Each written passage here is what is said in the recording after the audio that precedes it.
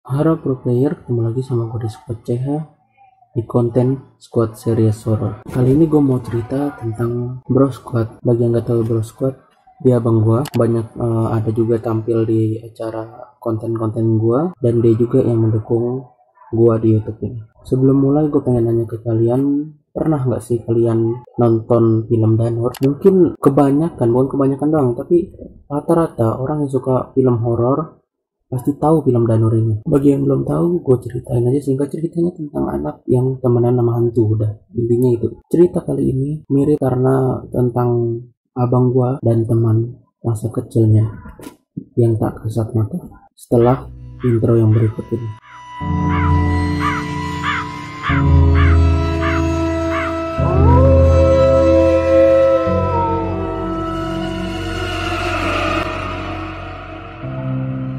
Cerita ini bermula pada suatu hari di pertengahan tahun 2000 sampai 2001 awal, jadi masih awal-awal 2001. Ya kira-kira abang gua itu usia 3 tahunan, ya masih bocil-bocil lah gitu ya. Pada umur 3 tahun ya mungkin semuanya terlihat normal, kayak ya pada bocil-bocil pada umumnya lah, main sana main sini, tawa sana ketawa sini, berimajinasi, ya normal gitu. Tapi pada suatu ketika semua hal-hal yang dilakukan itu terasa janggal di mata-mata orang yang tinggal di rumah gua kala itu. Sedikit info aja, kalau rumah gua dulu yang tinggal itu ada 3 orang dewasa. Yang pertama tante gua, emak gua, bapak gua, sama abang gua yang masih umur sekitar 3 tahunan. Jadi cerita ini waktu itu abang gue itu suka banget main sama boneka berbentuk monyet atau orangutan. Ya masih terlihat seperti anak kecil pada umumnya kan, main sama boneka. Dan menurut orang-orang dewasa yang tinggal di sana mungkin juga ya lucu ya, karena main sama boneka gitu, main petak umpet, ngobrol sama boneka, habis itu ya main rumah-rumahan sama boneka, kan itu kan kayak ya anak kecil lucu lah gitu ya. Tetapi semua itu hal-hal lucu itu menjadi hal menyeramkan di mata orang, karena awalnya abang gue main boneka, main sepeda bareng boneka. Jadi boneka itu ditaruh belakang, dibonceng seakan-akan orang, ngomong berdua, dan tiba-tiba pas emak gue masih lagi masak di dapur, abang gue ketawa-tawa lagi main gitu, ngobrol sama main-main sama bonekanya. Dan emak gue pikir dia masih main sama bonekanya, jadi tenang lah gitu ya, main sama boneka gitu. Terus emak gue pergi ke depan buat lihat keadaan abang gue, tapi anehnya boneka itu ada di pojokan, dan boneka itu nggak ada disentuh sama abang gue sama sekali, jadi masih di pojokan. Dan mak gue pun mulai curiga ya, karena setelah dilihatnya boneka itu di pojokan, abang gue masih ketawa-ketawa, masih main-main. Jadi dilihatlah ke depan. Pas dilihat ke depan, teras depan, bukan depan kali ya. Jadi kalau kalian nonton episode gue yang pertama, ada teras yang isinya itu lemari dengan kaca full body. Ya namanya bocil main sepeda roda 3 pasti nggak bakal ditaruh di luar sendirian, karena takutnya nanti ke jalan. Jadi dia main di situ masih ketawa-tawa. Pas dilihat ternyata abang gua main sendirian dan ngobrol sama sesuatu di belakangnya, dan itu bukan boneka.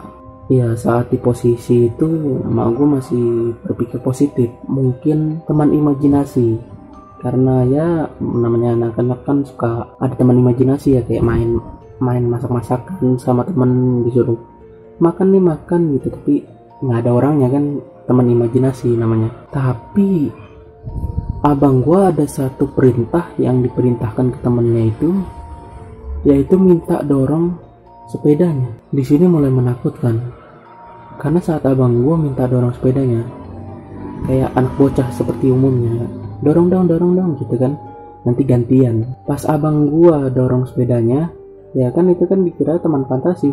Tapi pas abang gua naik ke sepedanya, dia minta dorong.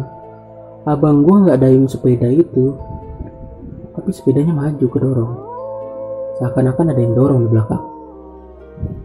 Dari situlah emak gua tuh mulai flashback ke abang gua pas umur 1 tahun. Jadi sebenarnya kejadian ini nggak terjadi pas abang gue umur 3 tahun ini aja, tapi terjadi juga di abang gue pas umur 1 tahun.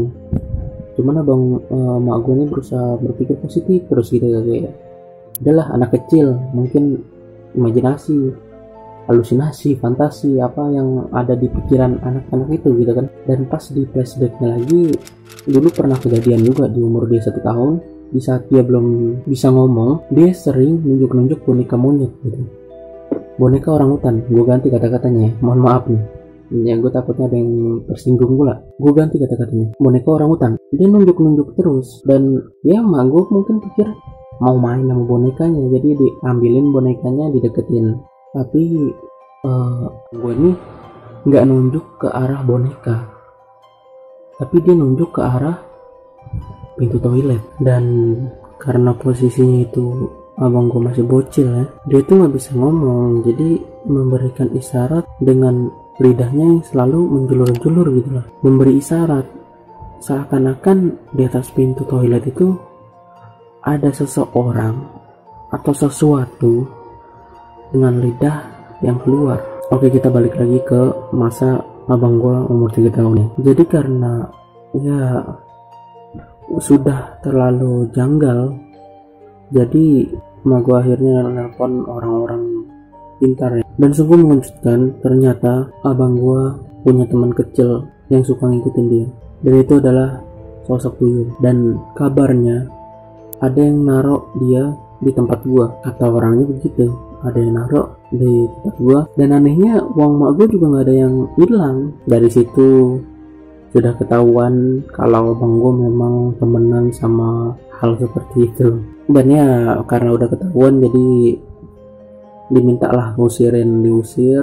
Dan abang gua udah nggak bertingkah aneh lagi ya, seperti biasa main sama bonekanya.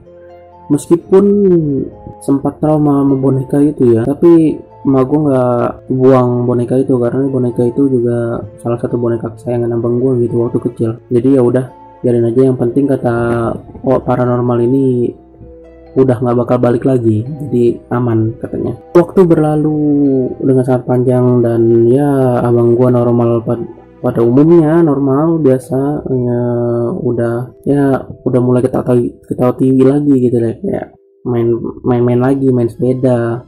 Dan pada saat itu dia udah bisa ngomong, udah umur 4 tahun itu. Tiba-tiba abang gua pada suatu malam itu dibawa sama tante gua keluar buat nyari udara segar, karena abang gua belum bisa tidur. Jadi biar capek dibawalah keluar ya kan, diajak main. Pas lagi diajak main keluar, ditunjuk, tante itu ada tante baju putih, rambut panjang, pergi gelayutan dengan tatapan dan tunjukkan ke atas pohon. Dari situ panik tante gue, bawa dia masuk, dan ternyata yang keluarga gue pikir kalau udah usir tuyul itu, abang gue udah normal, ternyata masih berlanjut. Oke, sekian video kali ini ya, mungkin singkat banget ya, tapi ya lumayan lah ya. Gue masih ada konten lainnya yang pengen gue record. Mohon maaf nih kalau misalnya tiba-tiba kameranya agak nge-lag ya, soalnya bukan kenapa-napa, gue masih pakai HP buat ngerekam kameranya. Mohon maaf kalau patah-patah, mungkin karena pencahayaannya atau bagaimana, atau mungkin HP-nya panas, gue juga nggak tahu. Kalau kalian suka jangan lupa like, comment, dan subscribe. Dan ya kalau suka like lah intinya, kalau suka like bakalan gue lanjutin lagi. Nah kalau ada suara seperti itu, di sini sering banget ya, suara-suara motor, suara motor gitu ya. Suara ayam itu biasa cuy, karena masih di perkampungan. Gue bakalan sebisa mungkin untuk menoise suara-suara, tapi kalau bisa ya, kalau nggak bisa ya mohon maaf aja. Oke, next video gue bakalan cerita tentang hal-hal horor real lainnya, dan kali ini gue nggak mau spoiler tentang apa. Kalau kalian penasaran, jangan lupa klik loncengnya biar nggak ketinggalan. See you on the next video. Bye bye.